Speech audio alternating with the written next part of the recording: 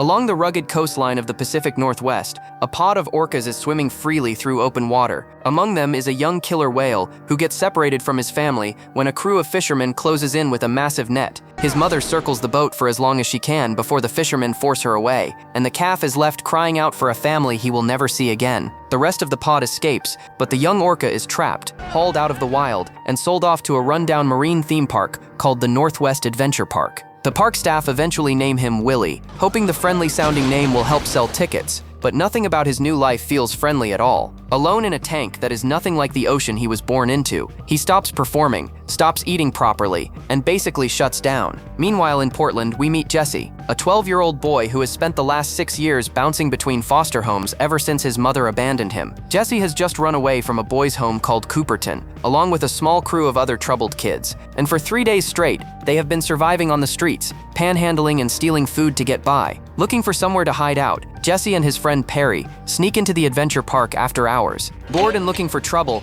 they start spray painting graffiti across the glass of the underwater viewing area, completely unaware that a very unhappy orca is floating just on the other side of it. Security shows up fast. Perry manages to get away, but Jesse is caught red-handed. Because of his history and the vandalism charge, Jesse is looking at being sent back into the system for good, but a kind child services officer named Dwight steps in and offers him a different path. Instead of locking him up, he places Jesse with a foster family, Glenn and Annie Greenwood, hoping a stable home might turn things around for him. Jesse is not thrilled about it. He does not trust adults, and the only thing keeping him going is the hope that his real mother will eventually come back for him. Still, he has no better option, so he reluctantly agrees to move in with them. Part of the deal Dwight strikes is that Jesse has to pay back the park for the damage by cleaning off every inch of graffiti he sprayed. That is how Jesse ends up back at the adventure park, this time with a bucket and a scrub brush, supervised by a park handyman named Randolph, who happens to be Haida and has a deep respect for the ocean and its animals. While scrubbing away at the paint, Jesse gets the shock of his life when a massive black and white shape suddenly appears on the other side of the glass,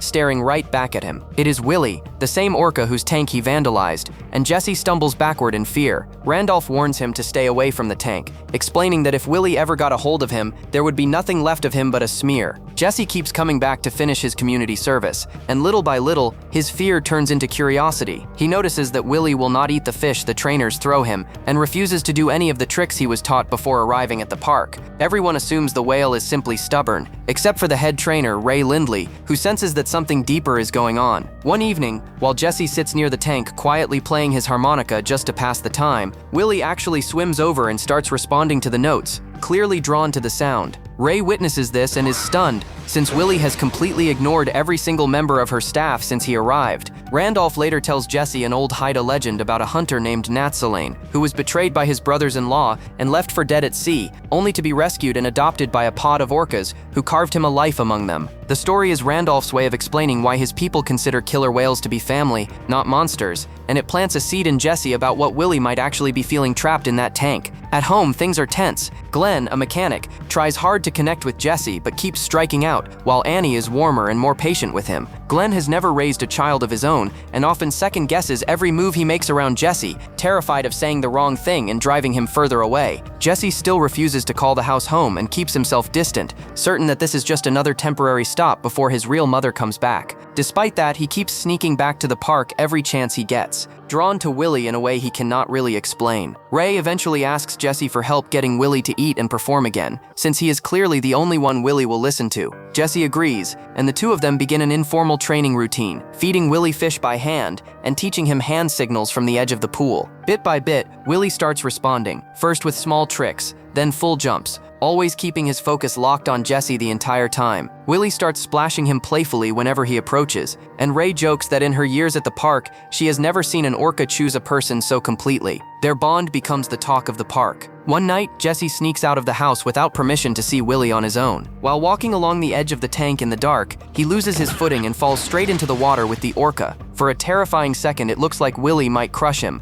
but instead the whale gently pushes Jesse up to the surface and holds him there until he catches his breath, saving his life instead of ending it. Soaking wet and shaken, Jesse looks at Willie and quietly thanks him for saving his life, and from that moment on, their friendship becomes something far deeper than just training exercises. Back home, the tension between Jesse and Glenn finally boils over. During an argument, Jesse angrily grabs a ball Glenn had given him as a gift and throws it out of his bedroom window in the middle of the night. The noise brings Glenn and Annie rushing upstairs, where they find Jesse lying on his bed, upset but unharmed. When Annie asks what is wrong, Jesse admits he does not like it when the two of them fight, worried it means they might not want him around anymore. Annie gently explains that grown-ups can argue and still care about each other deeply, and it does not mean love is going away. It is a small moment, but it is the first time Jesse starts to let his guard down with them. Meanwhile, the park's greedy owner, Dial, has caught wind of just how popular Willie has become thanks to Jesse, and he sees dollar signs instead of a struggling animal. His park manager, Wade, shares the same cold bottom-line mindset and has never liked how much freedom Jesse has been given around the tank. Dial orders a huge sold-out show to be organized around Willie's newfound cooperation, determined to squeeze every last cent out of the orca's sudden fame. The day of the big performance arrives,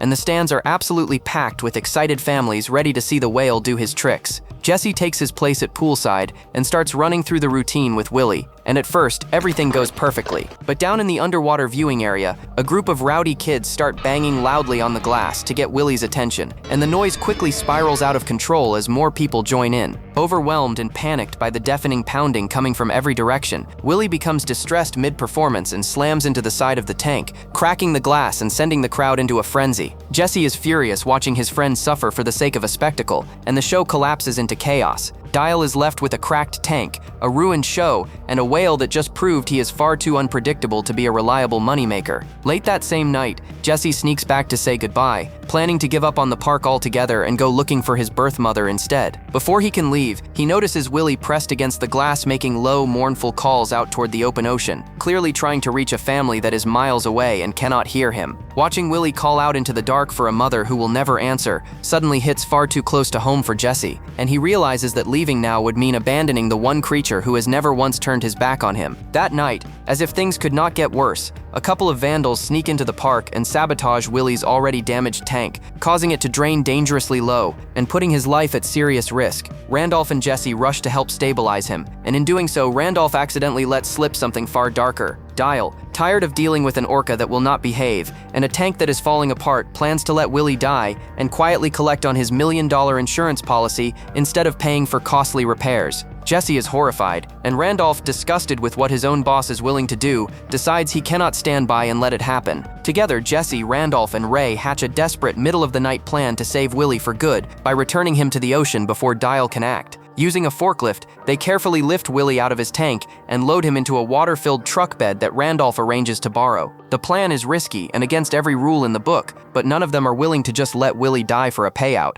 Just as they are about to leave the park, however, they discover the truck's battery is dead, throwing an early wrench into everything. Every clank of the forklift echoes through the empty park, and for a few agonizing minutes, they are certain a night guard is going to catch them before they even make it out of the gate. Ray keeps watch while Randolph works, and Jesse stays pressed against the truck the whole time, quietly talking to Willie to keep him calm through the ordeal. They manage to get moving again, but their luck runs out when the truck gets stuck deep in the mud on a back road outside of town. With no way to move Willie any further on their own, Jesse grabs the CB radio and calls out for help, reaching Glenn back at the house. Despite everything, and even though this puts them directly at odds with Dial, Glenn and Annie do not hesitate and rush out to help, taking a quick detour to rinse the mud and grime off Willie so he will have a fighting chance surviving back in salt water. With Willie back on the move and the whole makeshift team now together, they race toward Dawson's Marina, the closest point where Willie can be released into open ocean. But Dial has already discovered the empty tank and figured out exactly what is happening. He and his manager Wade gather their men and speed to the marina first,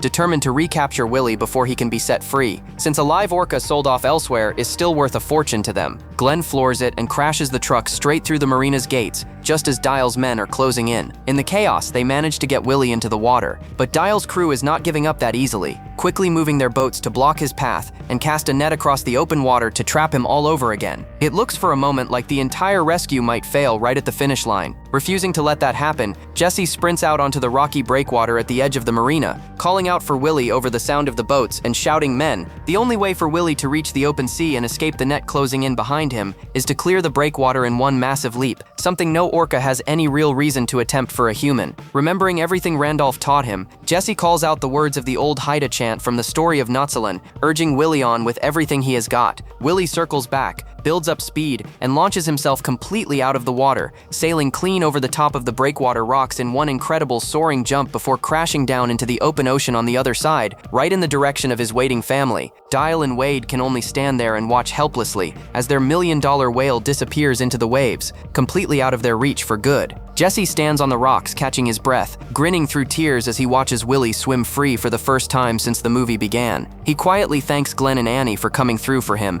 and for Willie both. And in that moment, it is clear that Jesse has finally found something he has been missing this whole time, a real family who showed up for him when it actually mattered. Jesse realizes his mother may never come back for him, but for the first time that thought does not feel like losing something. It feels like finally being free to accept the family that has been standing beside him the whole time. Out in the water, Willie leaps once more in the distance before disappearing into the deep blue with his pod, finally home.